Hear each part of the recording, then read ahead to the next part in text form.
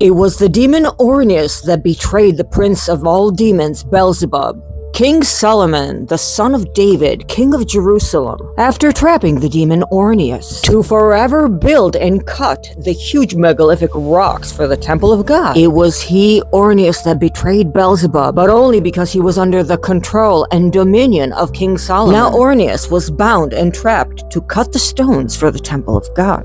Solomon now glorified the God of heaven and the God of earth, and he bade Ornius to come with his destiny. Solomon gave Ornius the ring. He says to the demon, "Away with thee, and bring me hither the prince of all demons." And Ornius takes the finger ring and heads right directly to Beelzebub. Now Beelzebub has kingship over all demons. He says to the king of demons, "Hither Solomon calls thee." But Beelzebub, having heard, tells him, "Tell me, who is this Solomon that you speak of?" This is when Ornius gets the ring and throws it at Beelzebub's chest. "Solomon the king calls thee." And Beelzebub cries out loud with a mighty voice, shot out a great flame of fire. He arose and went with Ornius directly to Solomon. Solomon, seeing Beelzebub, glorifies the Lord God. "Blessed art thou, Lord God Almighty, who hast given to Solomon thy servant wisdom, the assessor of the wise, and has subjected unto me the power of the devil." And he turns to Beelzebub and says, "Who art thou?" And the demon replied, "I am Beelzebub, the exarch of demons, and all demons have their chief seats close to me.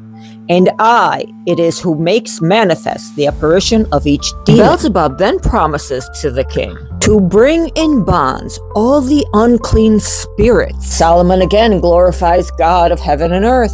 This is when Solomon asks him about female demons. He wants to know if there are females. And Beelzebub says, "Oh yes, and they are very fine. Some, the most beautiful that walk on the planet. The female demons are the most beautiful in the world." Beelzebub is doing everything he can to get out of the dominion and the control of this ring. When he sees that King Solomon is interested in the female demons, he's like, "Okay, let me go get one." And he comes back with a Noscalis. She had a very pretty shape and light-hued skin. She tossed her hair in a flirtatious kind of way. And remember, King Solomon had 700 wives and 300 concubines. I'm pretty sure he was mesmerized by beautiful women. King Solomon now wants to know, who is she? Where does she come from? Who fathered her? And she tells him, "I am a Noscalis. I lurk upon the earth. She lives in a golden cave, also travels a lot, and moves around." She tells the king how she seduces men in their sleep and takes form of a female. So this is one of her chosen forms. I do consort with men in the form of a woman, and above all with those of dark skin. She then confesses to Solomon how she rewards her followers, her loyal men that she seduces, with a little bit of money and success, but not too much. These are the men she toys with. So if you're out there asking female demons for success and money, they actually enjoy toying with you. And make no mistake, these demons will throw even each other under the bus. They're not really into helping you. Like, unless they don't get something out of it, they don't really care. She then explained how she was born of a voice, the so-called echo of a man's odor, dropped in a wood. Her star is that of the full moon that covers almost everything. Solomon then asked what he would then in the future ask all of the demons, which is, "What angel frustrates thee?" She tells him, "The one that reigns in three." And after Solomon gets all the information he wanted, he commands her to spin the hemp.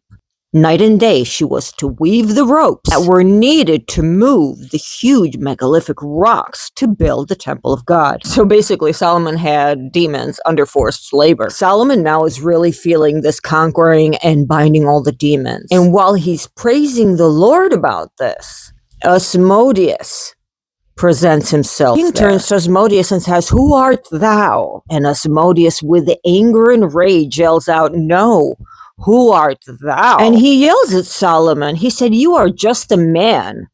I am a demon. I am the seed of an angel with a human mother. Who are you to try to command me?" What do you think's going to happen next? And who's going to win, Solomon or Asmodeus? I'll tell you all about it in the next episode.